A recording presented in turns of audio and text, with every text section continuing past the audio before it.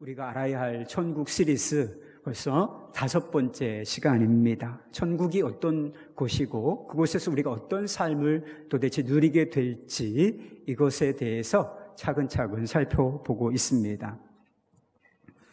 2주 전에는 천국의 외적인 속성에 대해서 살펴보았습니다. 새 하늘과 새 땅의 아름다움과 그 영광스러움에 대해서 살펴보았습니다. 그리고 지난주에는 천국의 내적인 속성, 즉 천국에서 누리게 되는 완벽한 기쁨, 그리고 완벽한 지식, 그리고 완벽한 사랑, 그리고 완벽한 관계에 대해서 살펴보았습니다. 여러분, 천국은 모든 면에서 완벽하고 영광스러운 곳입니다. 그런데 그 완벽함의 범위가 어디까지 미치는 것인가? 오늘 본문의 말씀에 의하면 그것이 우리의 몸까지 해당된다는 것입니다. 인간을 어떻게 바라보는가? 다양한 시각들이 있어요. 그런데 이원론이라고 하는 것이 있습니다. 영혼은 선하고 물질과 육체는 악하다라고 하는 시각이 있어요. 그래서 영혼은 구원을 받고 하나님 앞에서 영원히 축복을 누리며 살게 될 것이고, 물질과, 이게 세상이 물질 세계잖아요. 그리고 물질로 만들어진 우리 육체, 이것은 결국은 소멸하게 될 것이다. 이렇게 바라보는 시각이 이 성경이 기록될 당시에도 있었고, 그리고 지금도 여전히 존재하고 있습니다. 그렇지만 이것은 결코 성경적인 생각이 아니라는 사실을 아셔야 됩니다. 하나님께서는 인간을 지으실 때 어떤 존재로 지으셨는가? 인간이 영혼을 가지고 있죠. 그리고 영혼을 가지고 있을 뿐만 아니라 육체를 가진 물질적인 존재로 인간을 만드셨습니다. 그렇게 만들어진 사람들을 향해서 어떻게 말씀하셨는가? 보시기에 심히 좋았더라. 이렇게 말씀하셨죠. 심히 좋았더라라고 하는 이 단어는 히브리어 원어에서는 선하다라고 하는 것과 같은 뜻을 가지고 있어요. 그러니까 선하다, 좋다, 선하다. 이게 같은 의미라는 거예요. 하나님께서 보시기에 좋았다. 이게 무슨 뜻을 담고 있는 것입니까? 악한 것이 존재하지 않았다는 것입니다. 우리의 영적인 영역은 물론이고 우리의 육체까지 하나님이 태초에 지으실 때는 다 선하고 아름답게 지어졌다라고 하는 것이지요. 그러나 인간이 하나님께 죄를 범했을 때 죄의 영향이 이 육체에 아주 깊이 뿌리 내린 것은 옳은 이야기죠. 가장 죄의 영향력이 오래도록 남아있는 곳이 어디겠는가? 그게 바로 우리의 육체인 것입니다. 그러나 하나님의 구원 계획은 그 육체를 소멸시키고 없애버리는 것이 아니고 그 육체를 완전하게 하시는 것입니다. 하나님 앞에서 가장 먼저 완전해지는 영역이 어디겠습니까? 바로 우리의 영혼인 거예요. 그래서 우리가 예수 그리스도를 영접하는 순간 우리의 영혼은 완전해져요. 하나님 앞에서 거룩하다, 의롭다, 흠이 없다 이렇게 인정을 받게 됩니다. 그래서 어떤 표현까지 있느냐 하면 에베소서에 보면 우리가 그리스도와 함께 이미 하늘에 앉힌 바 되었다. 이게 이해가 잘 안 되잖아요. 우리 영혼에 해당되는 일입니다. 이미 우리의 영혼은 하나님께서 받아들이실 만한 정도로 완벽하고 흠이 없는 존재가 되었다는 것입니다. 그런데 가장 나중에 완전해지는 영역이 있다면 그것이 바로 우리의 육체가 될 것이라는 것입니다. 우리의 육체가 죄의 영향력으로부터 완전히 벗어나서 영화롭고 완벽해지게 되는 시점, 그게 언제겠습니까? 바로 예수님께서 재림하시고 우리의 육체가 부활할 때, 그때 우리의 몸은 완벽하고 영화로워지게 될 거라는 거예요. 예수 믿는 사람이 죽으면 어찌 될까? 여러분, 죽음이 너무 멀리 있다고 생각하지 마십시오. 곧 죽습니다. 곧 죽는다. 여기 있는 모든 사람이 그렇게 오랜 시간 안 남았어요. 정신 똑바로 차려야 돼. 죽음을 준비하고 살아야 됩니다. 그런데 예수 믿는 사람들이 죽으면 어떻게 되는가? 그 육체와 영혼이 분리되게 되어 있습니다. 그래서 몸은 무덤에 들어가게 되고 영혼은 하나님께로 즉시 가게 되는 것이죠. 고린도후서 5장 8절 말씀, 이런 말씀이 있어요. 우리가 담대하여 원하는 바는 차라리 몸을 떠나 주와 함께 있는 그것이라, 이렇게 말한 적이 있습니다. 육체와 영혼이 분리된 상태, 이 상태는 언제까지 계속되는가? 종말의 때까지, 세상 끝날까지 계속되는 것입니다. 그러나 예수님께서 재림하시게 되면 우리의 몸도 무덤에서 부활하여, 우리 영혼은 어디 간다고 했어요? 하나님 앞에 즉시 가서 하나님을 즐거이 예배하고 찬양하며 살다가 그날이 이르게 되면 무덤에서 우리 육체가 부활하고, 그리고 천국에 있던 우리의 영혼이 결합되고 하나가 되는 것입니다. 그리하여 하나님께서 창조하신 원형 그대로 육체를 가진, 영혼과 육체를 가진 존재로 하나님 앞에서 영원히 살게 되는 것입니다. 저는 이 말씀을 전하면서 천국이 그저 영적인 장소, 그냥 이상적인 어떤 장소가 영역이 아니라 아주 구체적이고, 그리고 물질적인 장소, 거처라고 여러 번 말씀드린 적이 있습니다. 완성될 천국의 이름이 뭔지 아시죠? 새 하늘과 새 땅입니다. 그리고 그 수도가 있는데 그 수도의 이름은 뭐예요? 새 예루살렘인 것입니다. 우주 만물이 없어지는 것이 아니라 완전히 새로운 모습으로 거듭나게 되는 것입니다. 여러분, 지금과 비교할 수 없을 정도로, 여러분 무엇을 어떻게 상상하든지 여러분들이 상상하는 그 이상으로 천국, 이 새 하늘과 새 땅은 영광스럽고 아름다운 모습으로 우리 눈앞에 펼쳐지게 될 것입니다. 그렇지만 여전히 이상적인 장소가 아니라 거기는 하늘이라고 불리며 땅이라고 불리며 또한 도시라고 불리는 물리적인 장소일 거라는 것입니다. 여러분 생각해 보십시오. 완성된 천국이 왜 이런 모습이어야 하겠습니까? 그것은 구원받은 성도들이 부활한 육체를 가지고 살아야 하는 실제적인 장소가 필요하기 때문인 것입니다. 그래서 안토니오 호케마라고 하는 사람이 이런 이야기를 한 적이 있습니다. 부활의 몸은 공중에 떠다니거나 아니면 구름과 구름 사이를 날아다니도록 만들어지지 않았다. 그것은 새 땅을 필요로 하며 그곳에서 살고 일하면서 하나님을 영화롭게 한다. 다시 몸의 부활의 교리는 새 땅의 교리를 떠나서는 아무 의미가 없다. 몸의 부활이 왜 필요한가? 새 땅이 있기 때문이라고 하는 것입니다. 그리고 새 땅이 왜 필요한가? 부활할 몸이 있기 때문이라는 것이죠.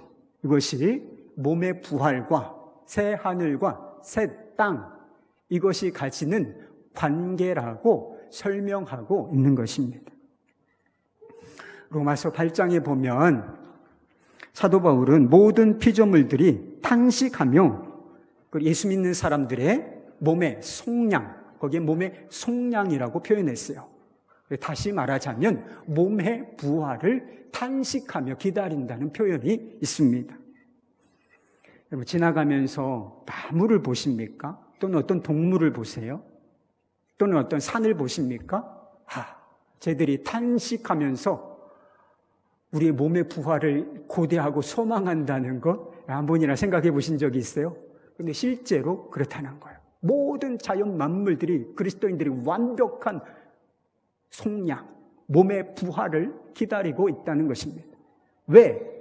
자연 만물들이 그렇게 그리스도인들의 하나님의 자녀들의 몸의 부활을 기다리고 있는 것이겠습니까? 그때가 비로소 그들, 자연 만물이 모든 연약함, 모든 고통, 어그러짐을 벗어나서 완전함을 입게 될 것이기 때문인 것입니다.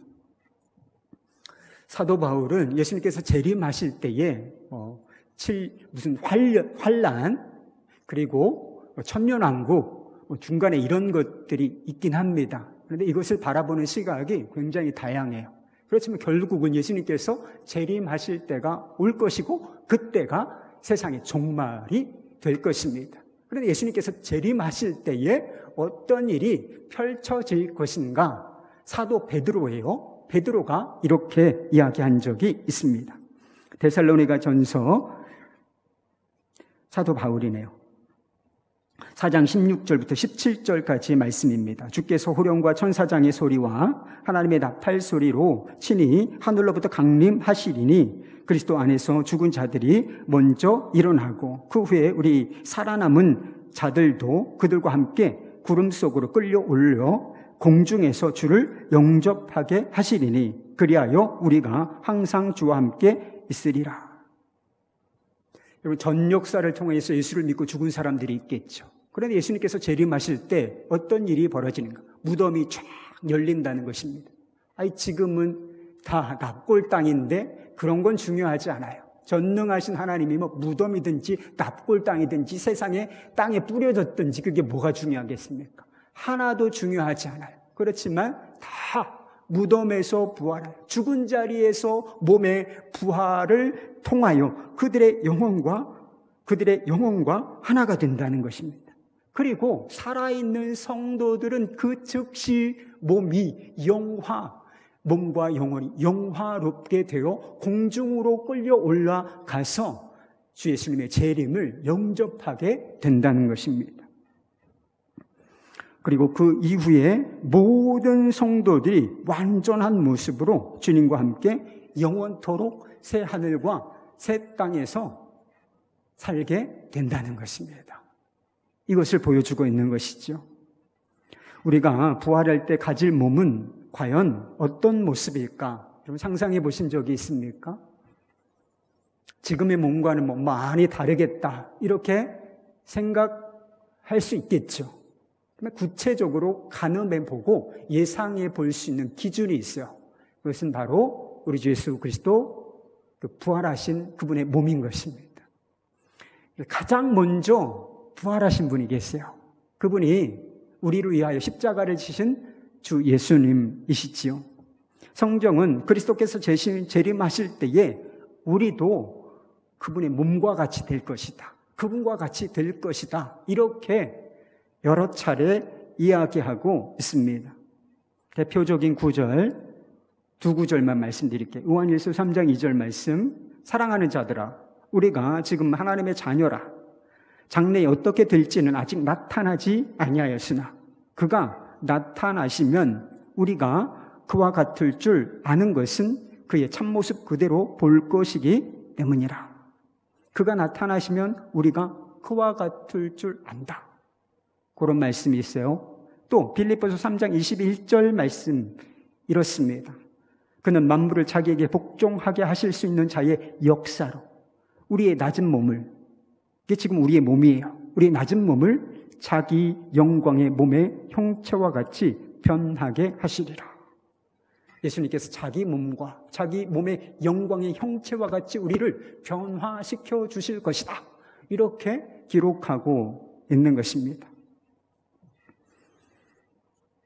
우리가 예수님을 구원자로 믿는 까닭은 그분께서 우리를 위하여 죽으셨을 뿐만 아니라 우리를 위하여 부활하셨기 때문인 것입니다. 여러분, 고통과 죽음의 십자가, 이건 절망 아닙니까? 그런데 이것이 복음이고 영광일 수 있는 것은 부활이 있기 때문에 그래요. 예수님께서 죽으셨을 뿐만 아니라 약속대로 사흘 만에 실제로 부활하셨기 때문에 이 죽음과 고통의 십자가, 고난의 십자가, 이 절망의 십자가가 우리에게는 영광이요 승리요 복음이 되는 것입니다. 예수님께서는 부활의 몸을 입으시고 40일 동안은 세상에 머물며 사셨습니다. 여러분 알고 계세요? 부활하셔서 바로 승천하신 것이 아니라 며칠간 40일간은 세상 속에서 육체의 몸을 가지고 사셨다라고 하는 것이죠. 사람들은 부활하신 예수님의 모습을 알아보았어요. 눈으로 볼 수 있었을 뿐만 아니라 만질 수도 있었습니다. 그래서 정말 믿음 없는 사람이 있었죠. 예수님의 제자 가운데. 사실 이게 우리 자신을 상징하는 것이기도 합니다. 다 예수님께서 부활하셨다. 그리고 부활하신 예수님을 만났다. 이렇게 이야기함에도 불구하고 나는 못 믿어. 나는 보기 전에는 못 믿어. 나는 만져보기 전에는 못 믿어. 누구예요? 의심 많은 형님 도마죠. 근데 예수님께서 정말 도마가 있는 자리에 나타나시고 도마가 그런 마음을 가지고 있다는 것을 아셨어요. 그래가지고 손을 내보이시면서 옆구리를 디미시면서 그렇게 말씀하세요. 만져보라. 손가락을 넣어보라. 그리고 이제 믿는 자가 되라. 이렇게 도마에게 믿음 없음을 아주 직설적으로는 아니지만 우회적으로 책망하시고 그리고 그에게 다시 믿음으로 설 것을 권면하신 적이 있습니다. 뿐만 아니라 사람들과 아주 자유롭게 대화를 나누시기도 하셨고 함께 식사를 하시기도 하셨습니다. 그래서 갈릴리에서 제자들 친히 예수님께서 조반을 준비하셨습니다. 생선을 구우셨어요. 그리고 이리 와서 먹어라 하시면서 본인도 구운 생선을 드시기도 하셨다라고 하는 것이 성경의 복음서에 기록되어 있습니다.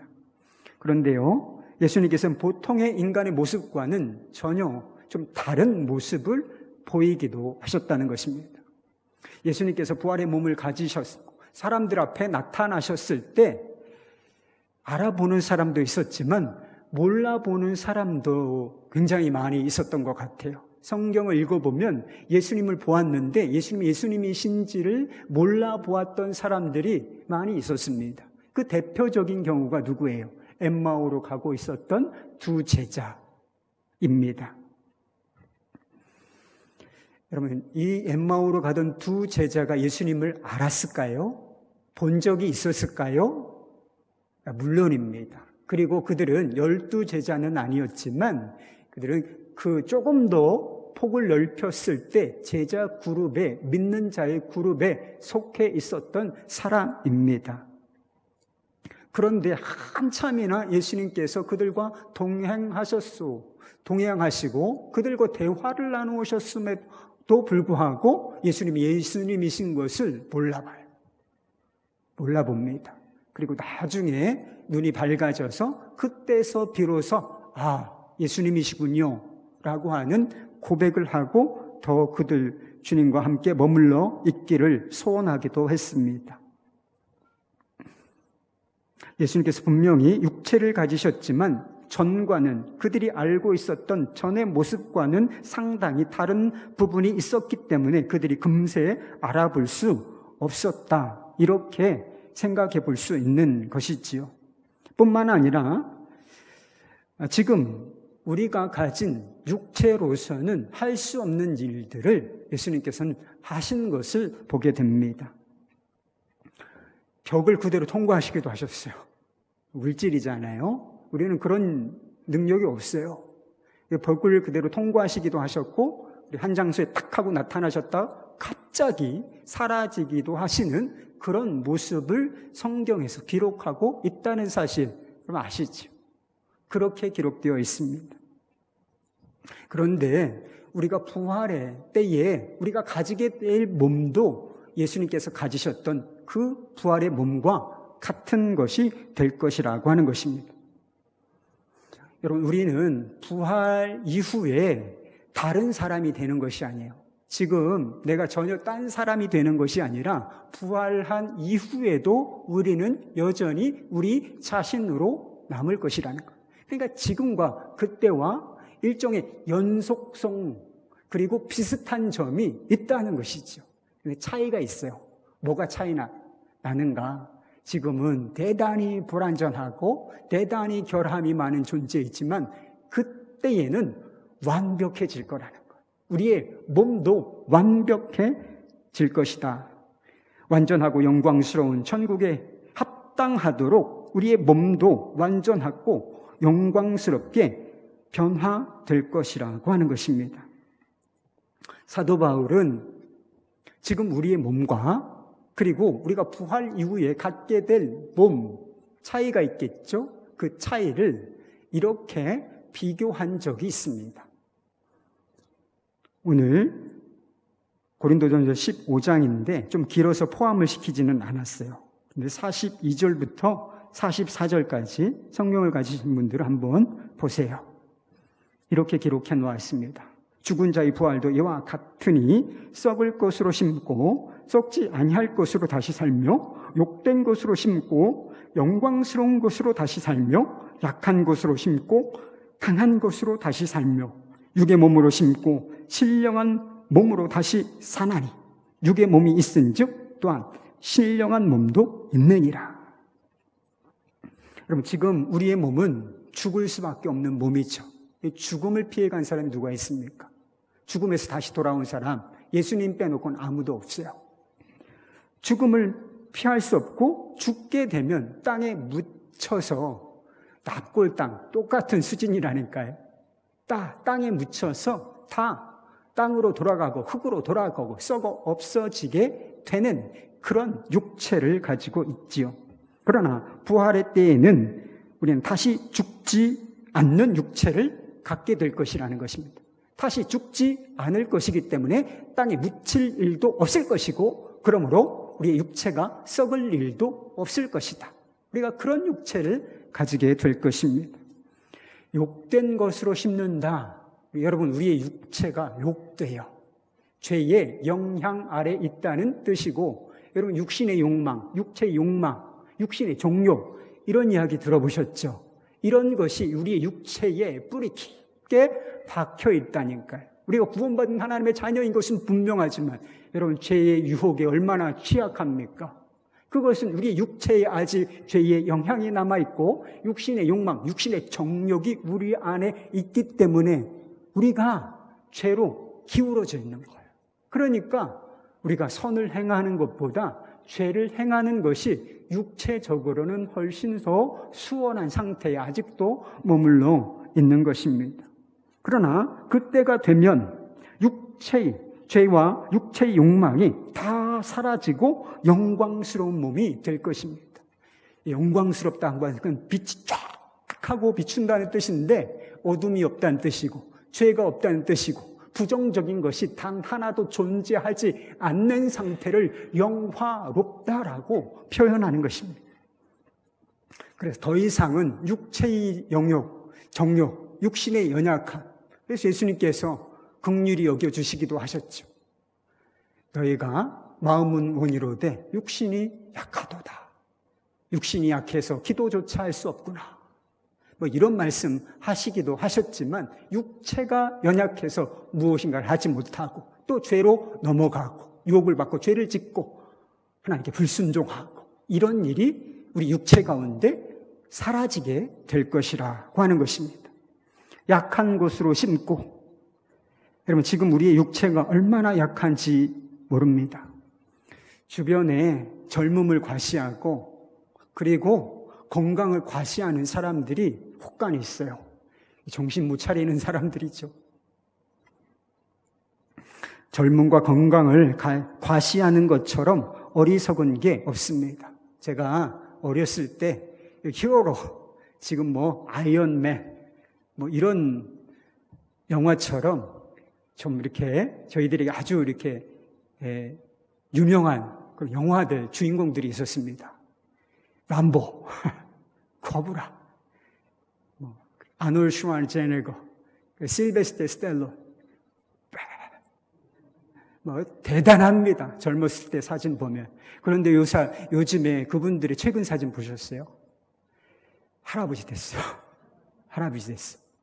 봐주기가 어려워요. 봐주기. 제가 훨씬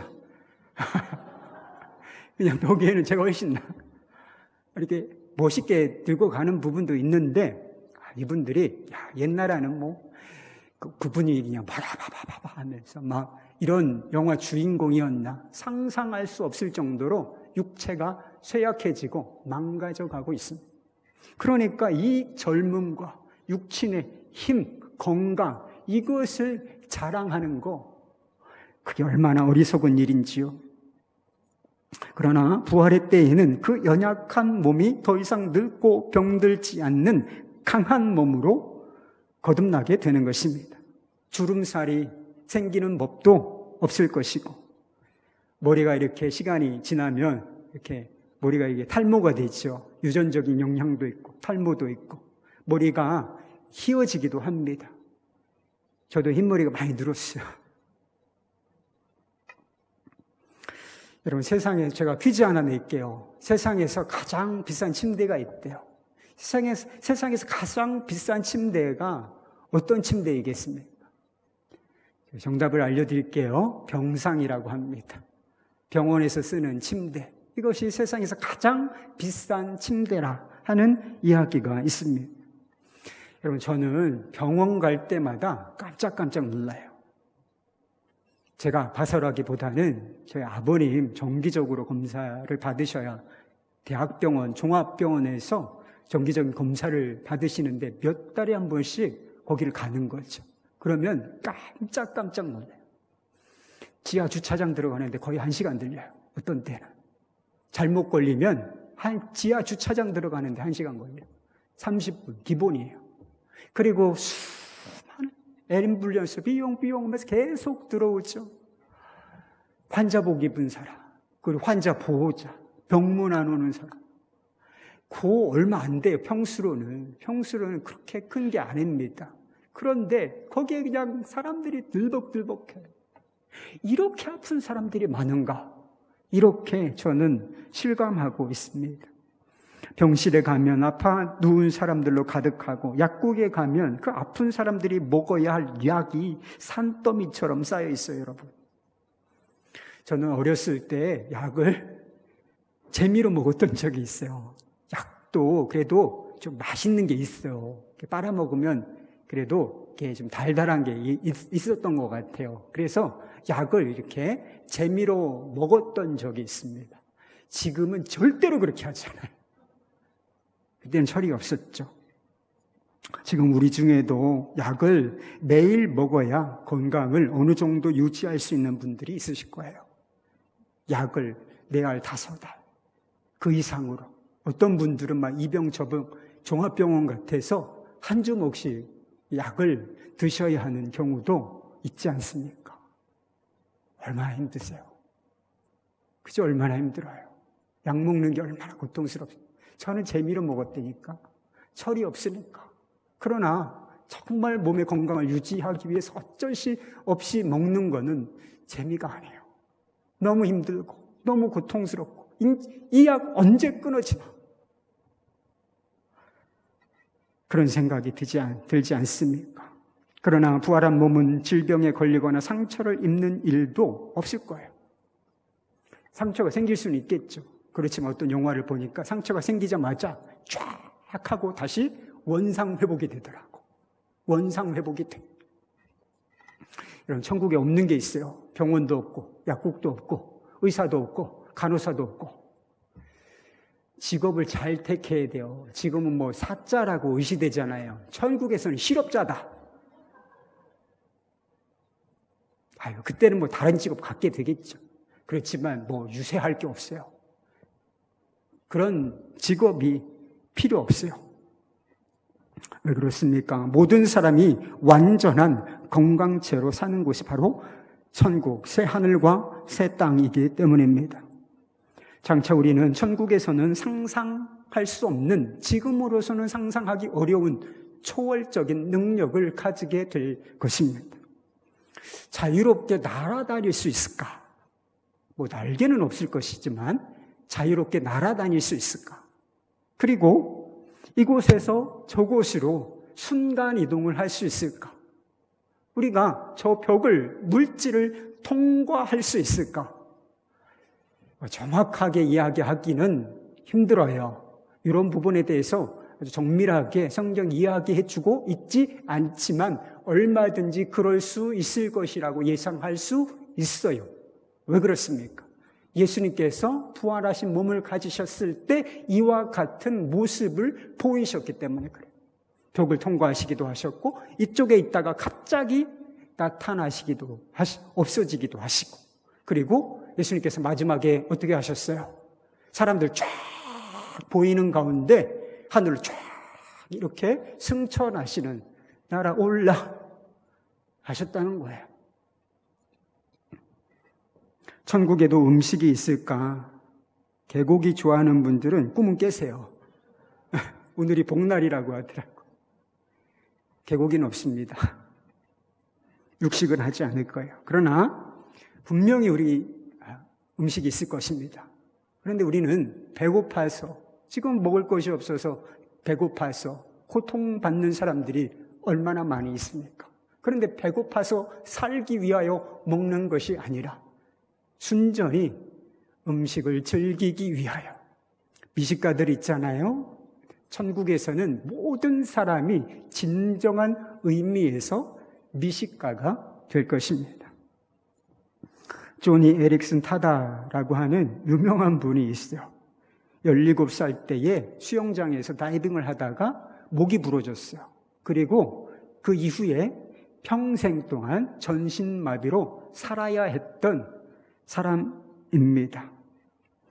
얼마나 절망스러웠겠습니까? 그런데 그 절망 가운데 그 소녀, 이 연약한 소녀를 다시 일으켜낸 것은 예수 그리스도의 십자가였고, 그리고 부활의 능력이었습니다.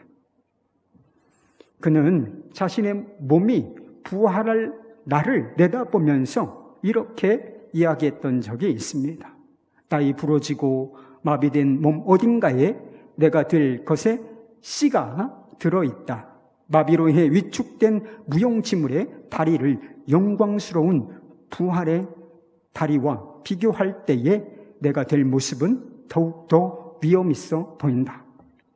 천국에 거울이 있다면 내가 바라보게 될 그 이미지는 지금보다 훨씬 더 훌륭하고 밝은 존이겠지만 분명히 존이일 것이다. 이렇게 썼습니다. 여러분, 지금 우리의 모습은 불완전합니다. 선천적으로 유전적인 문제가 있는 분들이 있어요. 염색체 이상이라든지 선천적인 어떤 장애와 기형을 가진 분들이 있습니다. 뿐만 아니라 이 조니처럼 후천적인 어떤 사고를 통해서 심각한 장애를 안게 된 분들도 있으실 것입니다. 그렇지 않더라도 우리는 다 연약해져 가는 그런 상황 가운데 있는 것이지요. 그런데 진리는 무엇인가? 우리 몸 어딘가에 완벽한 몸에 씨가 들어있다는 것입니다. 부활 이후에 갖게 될 몸의 완벽한 설계도가 우리 몸 어딘가에 들어있다는 것. 그리고 예수님께서 재림하실 때에 그 부활의 몸의 완벽한 몸의 설계도대로 결국 우리는 완벽한 몸을 입게 될 것이다 라고 하는 것입니다. 그럼 지금 우리 중에는 자신의 모습이 좀 못마땅한 분들이 있으실 거예요. 거울 보고 못났다 정말. 여기를 봐도 좀 마음에 안 들고 저기를 봐도 좀 마음에 안 들고 여기도 좀 고치고 싶고 좀 저기도 좀 고치고 싶고 이런 분들 있으시죠? 손대지 마십시오. 인위적으로 고치려고 하지 마시고 조금만 참으세요. 조금만 참으라. 부활의 몸을 받게 될 때에 우리는 우리 자신의 아름다움 그리고 영광스러운 모습에 아마 전율을 느낄지도 모릅니다. 천국에 거울이 있을까? 있겠죠. 그래서 천국에 올라가서 거울을 최초로 바라볼 때 어떤 기분일까? 넘어간다. 이렇게 기절할 일일지도 몰라요. 내가 이런 모습이었던가. 내가 이런 존재였던가. 이렇게 가슴 벅차게 자신의 모습을 바라보고 거기에 취해 있는 것이 아니라 이런 모습을 주신 주님께 감사하고 찬양하는, 주님께 영광을 올려드리는 그런 사람이 될 것이 분명합니다. 우리는 이와 같은 몸을 가지고 하나님을 섬기며 그분을 영화롭게 하고 하나님 안에서 영원히 즐거워하게 될 것입니다. 아직 이것이 현실은 아니지만 미래 우리의 자신의 모습입니다. 미래 어느 시점인가 분명히 우리에게 현실이 되어 나타날 일이라 하는 것이죠. 여러분은 몸의 부활을 믿으십니까? 우리가 영원한 천국과 몸의 부활을 정말 믿는다면 우리의 삶에 어떤 일이 벌어질까? 심각하게 한번 생각해 보신 적이 있습니까? 분명한 사실 한 가지가 있어요. 그것은 엄연히 존재하는, 이 세상에 엄연한 현실로 존재하는 죽음에 대한 태도가 바뀔 수 있다는 것. 바뀐다는 것입니다.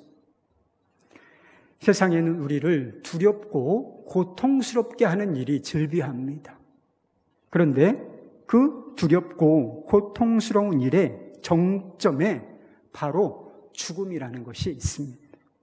그래서 세상에서 아무리 건강하고 그리고 아름답고 똑똑했던 사람들도 다 죽음 앞에서만 서면 연약해지고 밑바닥 다 드러나게 돼 있습니다. 그리고 두려워하게 되어 있는 것이지요. 그런데 사도 바울은 죽음을 향하여 이렇게 선포하는 것을 보게 됩니다. 55절 말씀인데요. 함께 읽어보십시다. 함께 읽겠습니다. 시작. 사망아, 너희 승리가 어디 있느냐? 사망아, 내가 쏘는 것이 어디 있느냐? 여러분, 이 말씀의 뉘앙스를 이해하실 수 있겠습니까? 이 죽음에 대한 담대한 태도를 보여주고 있는 것이지요. 죽음, 너는 이제 끝났다. 사망아, 내 쏘는 것이 어디 있느냐? 죽음, 너는 이제 끝났다. 이렇게 죽음에 대해서 사망 선고를 내리고 있는 것처럼 보인다는 것이지요. 부활에 대한 흔들리지 않는 믿음과 소망이 있었기 때문에 엄연히 존재하는 이 죽음의 절망 앞에서 이렇게 담대한 태도를 보일 수 있었던 것입니다. 전에 섬기던 교회에서 동료 목사님이 있습니다. 우리 후배 목사님이시긴 한데 특별한 장례를 섬기셨던 이야기를 설교 중에 하신 적이 있어요. 40대 중반의 젊은 집사님이에요. 여자 집사님. 40대 중반입니다. 대단히 젊은 거죠. 아직 60대도 요새는 청춘이라고 하니까 40대 중반이면 대단히 젊은 건 아니겠습니까? 그런데 암에 걸려서 투병하시다가 소천을 하시게 되었어요. 목사님이 병원에 몇 번 신방을 하셨다고 합니다. 근데 시간이 갈수록 병이 깊어졌는데 집사님의 얼굴에는 계속해서 빛이 있었다는 것입니다. 어둠의 권세, 사망의 권세가 그를 해치지 못하고 있음을 눈으로 보았다는 것입니다. 그리고 집사님의 입술에서는 감사가 고백되어지고 있었다는 것입니다. 병이 고침받지 못한다 할지라도 하나님께서 이미 영광을 받으셨으니 그것으로 감사하고 그것으로 충분합니다. 이런 고백을 올려드리고 있었다는 거예요. 소천하신 뒤에 장례 예배를 섬기는데 목사로서 얼마나 안타깝겠습니까? 안타까움도 있었지만 참 감사하고 감동 있는 시간이 되었다는 것입니다. 장례식이 진행되는 3일 내내 초상집이잖아요, 사실은. 초상집인데 이 장례식장의 분위기 그리고 유족들의 분위기가 초상집과 같지 아니하고 마치 잔치집과 같은 것을 보았다는 것입니다. 유족들이 이 집사님이 천국 백성이 되었고 그리고 그 영광을 지금 누리고 있다는 사실에 진심으로 감사하고 기뻐하는 모습을 보였다는 것입니다. 둘째 날 저녁에 위로 예배라고 하는 걸 드려요. 위로 예배라고 하는 것을 드리는데 위로 예배 가운데 깜짝 놀랄 그동안 단 한 번도 경험해 보지 못한 일을 봤다는 것. 어떤 일이 있었느냐 하면 유족들이 특송을 준비했대. 유족들이 특송을 준비해서 부르는데 그게 장송곡 같지 아니하고 기쁜 얼굴로 그리고 이 손가락을 막 이렇게 치면서 아름다운 모습으로 찬양을 했다는 것입니다. 죄 많은 이 세상은 내 집 아니네. 내 모든 보화는 저 하늘에 있네. 저 천국 문을 열고 나를 부르네. 나는 이 세상에 정들 수 없도다. 오 주님 같은 친구 없도다. 저 천국 없으면 난 어떻게 하나. 저 천국 문을 열고 나를 부르네.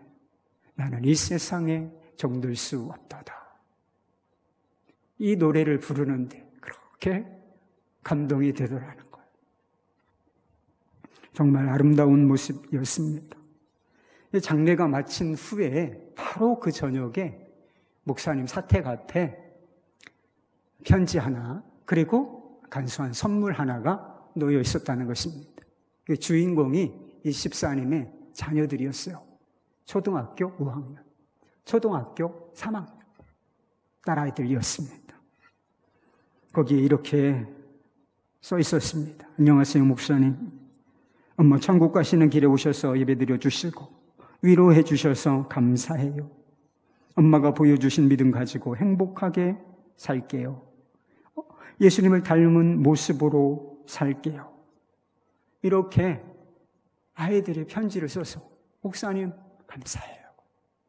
이렇게 목사님 댁 앞에 놓고 갔다는 거예요.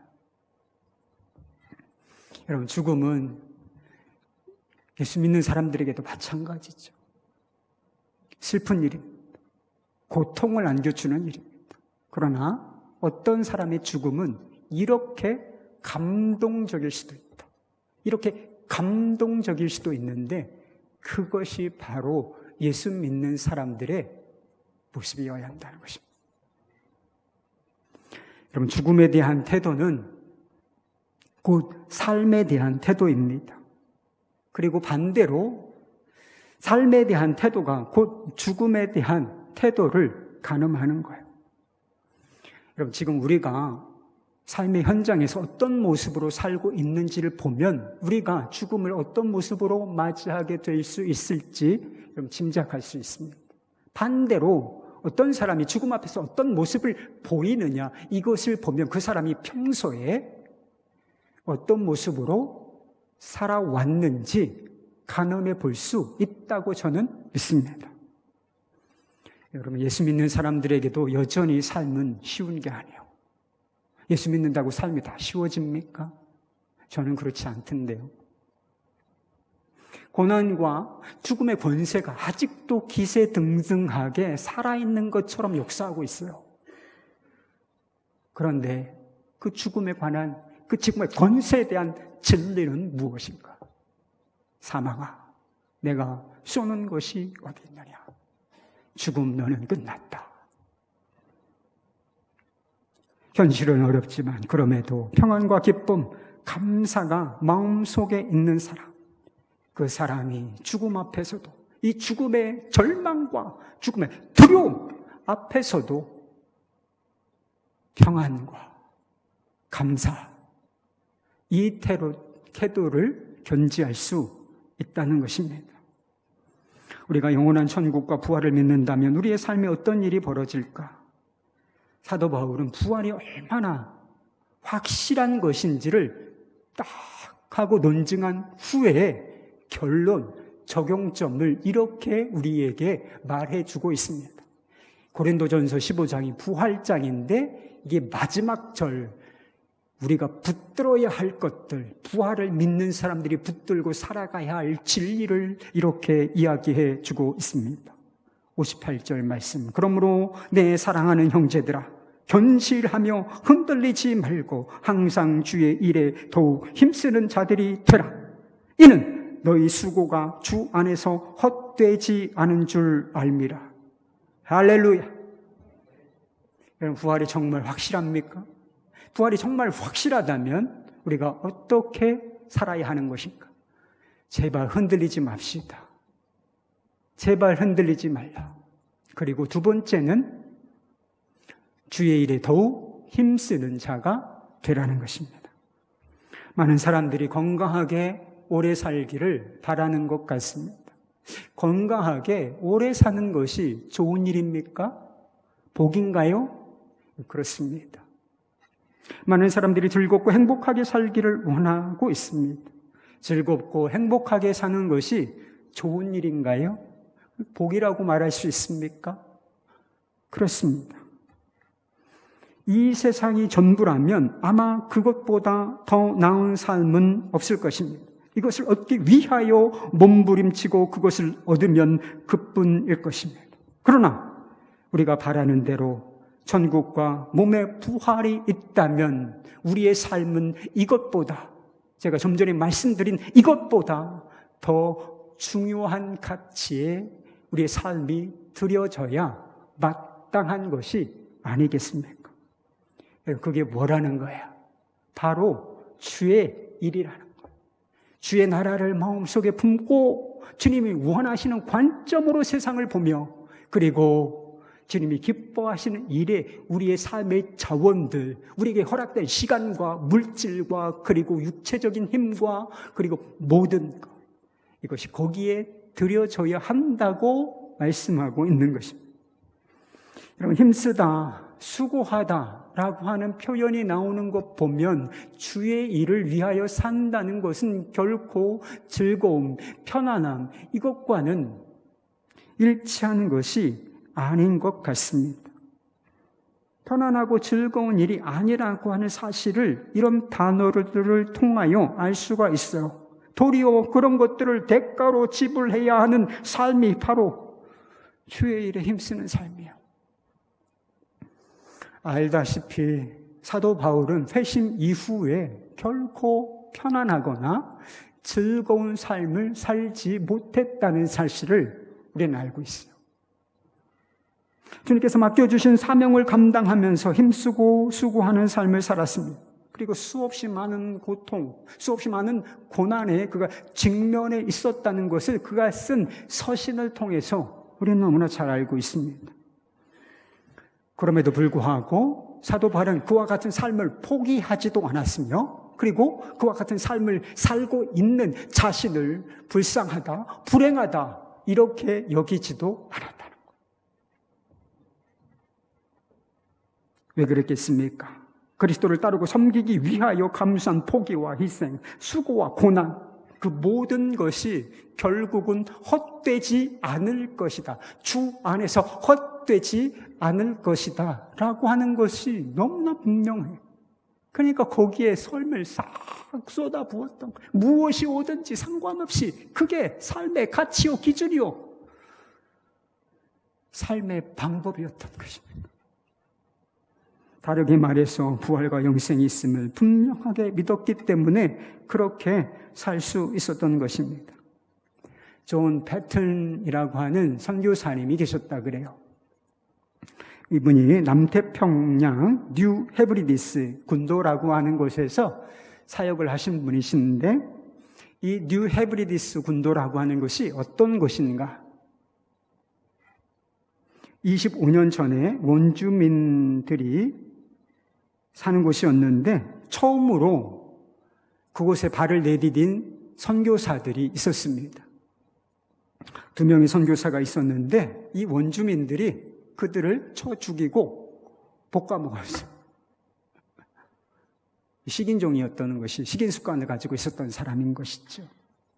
그리고 그 이후 25년 동안 그 헤브리디스 군도를 찾아서 선교하려고 하는 선교사가 나서지 않는 그런 상황이었습니다. 그런데 존 패튼이 그 군도에 선교사로 가겠다고 결정을 내린 것이었습니다. 그가 그런 결정을 내렸다라고 하는 사실을 주변 사람들이 듣고 다 그게 무슨 무모한 짓이냐 이렇게 다 염려하고 걱정해 주었다는 것입니다. 그 중에 디킨슨이라고 하는 사람이 있었는데 노신사였습니다. 그런데 그 청년을 볼 때마다 이렇게 이야기했다 그래요. 야, 식인종들이야. 식인종들한테 먹힐 거야. 한두 번이면 걱정해 주는 소리라고 듣겠는데 볼 때마다 이렇게 하니까 참기가 어려워서 이렇게 그 노신사에게 이야기했다는 것입니다. 디킨슨 씨, 저보다 나이가 몇 살 더 많으시죠? 그러니까 저보다 더 빨리 무덤에 누우실 것입니다. 그러면 디킨슨 씨의 몸은 벌레들에게 먹힐 것 아닙니까? 예수 그리스도를 섬기고 높이다가 죽을 수만 있다면 식인종들에게 먹히든 벌레들에게 먹히든 무슨 상관이 있습니까?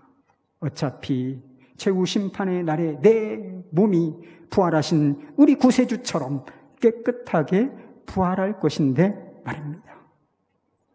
이 패튼 선교사는 이 뉴 헤브리디스 군도에서 43년 동안을 선교 사역을 감당하셨대요. 근데 온갖 어려움들을 겪으셨습니다. 아내와 자녀를 그 땅에 손수 묻어야 했습니다.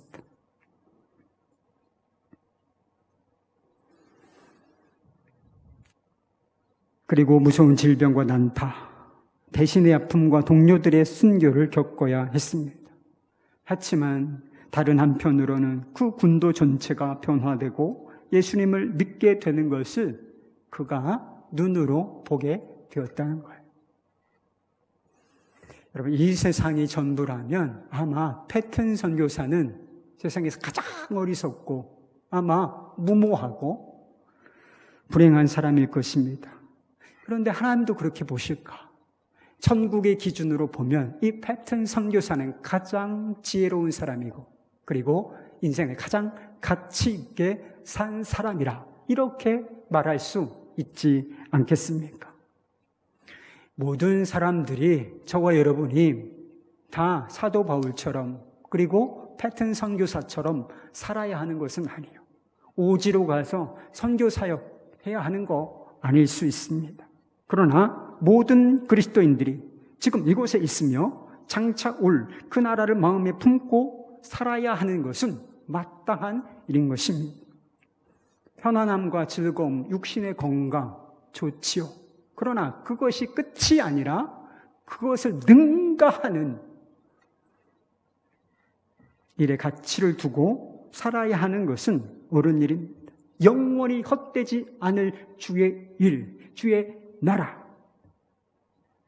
거기에 초점을 두고 그 나라를 위하여 우리에게 허용된 삶을 드리는 것, 이것만은 마땅한 일이라는 것입니다. 우리가 정말 영원한 천국과 부활을 믿는다면 말입니다. 사랑하는 여러분, 완전한 천국이 있습니다. 완전한 몸의 부활이 있습니다. 견실하여 흔들리지 말고 이 진리를 붙잡으시고 그리고 하나님이 허락하신 삶을 주의 일에 힘쓰는, 주의 일에 드리는 저와 여러분이 되기를 진정으로 가치 있는 삶에 우리의 삶을 드릴 수 있기를 우리 주 예수 그리스도의 이름으로 축원합니다.